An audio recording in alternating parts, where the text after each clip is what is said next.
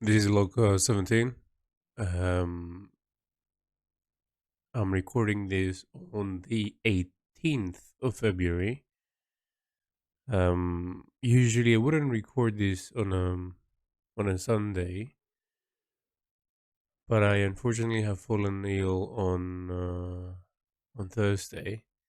That's rendering both my voice and my sort of energy quite useless. But I still wanted to touch upon what happened this week, as there was a very interesting breakthrough. So with my last discovery last week, with my new understanding of the texture abilities that I can do on the design, I finished the third design by Wednesday. I was really happy with the conclusion. The textures looked amazing, and as I was doing last week, I was looking at the past two designs. I I went back on Wednesday after I finished the design, and I saw the massive difference in skill. Now, as I brought up last week, some of it is quite nice to have, like some skill level on the actual statues, given that different time in his life would have made sort of the beginning a much better, a much more cohesive, perfect looking statue versus towards the end of his life, which is more frail, more um, unable to sort of have the manpower to get around that. Thus, sort of exploring different types of artistic mediums. But as I was seeing the other two designs, I noticed that the core element of the room needed to be somewhat the same. So I spent my Wednesday and Thursday and going into the morning of Friday on the first design. This first design had the same type of paper that I've used, and I noticed how the actual tiles on the walls were done in a much different way than what I do and have created now, which was sort of like this smooth gradient of shadow rather than the textural part of the tiles and the cobblestones. And I take it upon me to sort of update the texture, so I would erase it and do it again, which was really fun for me. Given that with time and every different design, I became more confident. I became more aware of how things should look. So I've done that, and I was surprised how it looked really great. But given now that I updated a part of the environment, and I was looking at the face, remember this design we had the trouble of having to destroy the face and sort of having to think of a way around it to actually make it work, given that the paper couldn't, it teared, and I needed a solution, and I did. I basically implemented a new paper and stuck on it, so it became quite actually fascinating to witness. And the face was left. Well, if I will give you a level of sort of like finalization in terms of shadows and the capability of the face, it was left at 20%. And primarily because I was a bit sort of shocked from all the other ordeals, so I decided, it looks fine. Let's keep moving forward. But now, given that I had a lot of practice and with the past two designs, I said no, I should tackle this. Given that in this design, as I said, the first one, the face is quite crucial, and I did. I updated it with the new techniques that I learned, the new blending skills, and it looked fantastic. And I was extremely happy. The first design is now updated with the new textures, the new shadows, and the new details that I wanted to have. And at the same time, the environment has taken some upgrades. I've added some new elements, given that I wanted to introduce a bit more story, a bit of more of his character, the stonemasons, and some of the effects that cause to whatever you're seeing in this design to happen. So therefore, I went to design two on Friday, which was it was funny because the morning part of a Friday, it was when I was a bit sick, but it hasn't really gotten to me. But by noon, it really sort of got to me, and I was feeling weak and all that. So I left it to next week. But my discovery on Friday was quite fascinating because now design number two was the design who I started about 20-30% in, and then decided this is not really working out. Let's reevaluate. And I redid the actual reference composition on Photoshop, and I sort of redid everything. And now, as I look at it, given that it's a different paper, it's much more smooth.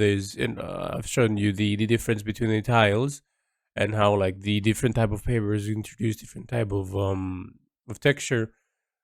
I've wanted to sort of really get behind how can I do all the textures, which it's pretty simple-ish. And I've started, I've played. Okay, how would I sort of mark and create the texture that I want on the wall? And I did, and it's like, okay, this works. And then I look at the design, I look at the figure, and whatever the story it is with this figure. And I was looking at the face, and I'm like, it is primarily in the story there was a boyish sort of um boyish figure, and I thought that okay, given that I changed the design, it became sort of much more feminine figure, and I laid it. I laid some of the story in the ground, shattered sort of the past and present idea that I keep talking about, and I was looking at it, and I was like, it doesn't make sense though.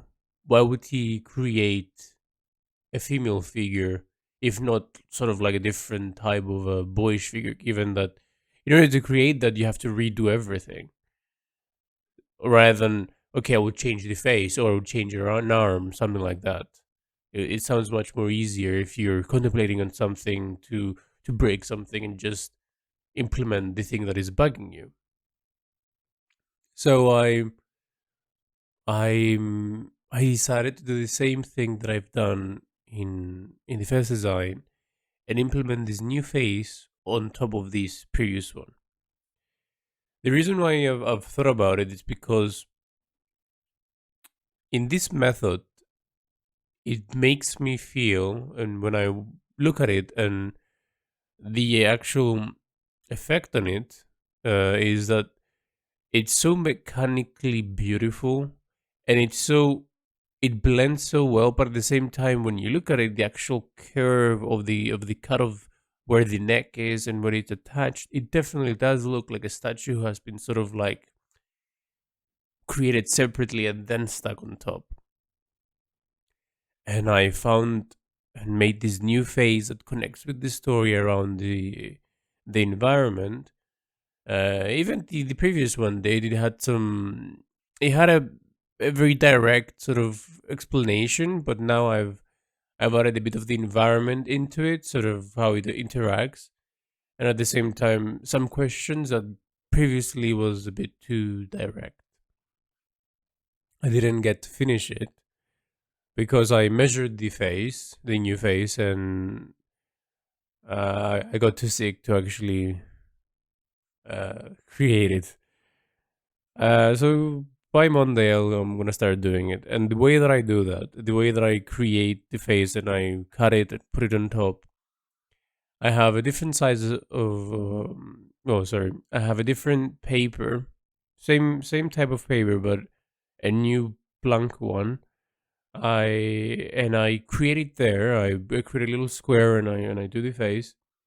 I do it about 50% in terms of shadows and light, sort of to understand the base of what expression and where the eye is and the nose is and whatever. and I cut it sort of on the outline very precisely, and then I stick it on top of the actual design that I was working on. And besides the glue that I'm using this eraser blue tack thing.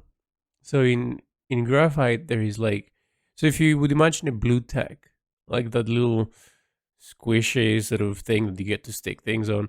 It's the same idea, but in this graphite version of it, you're able to sort of unstick the graphite from the paper, and you get sort of much more direct lines, and it's quite used. I don't know the name of it. I never really had a name for that, other than the graphite blue tack thing.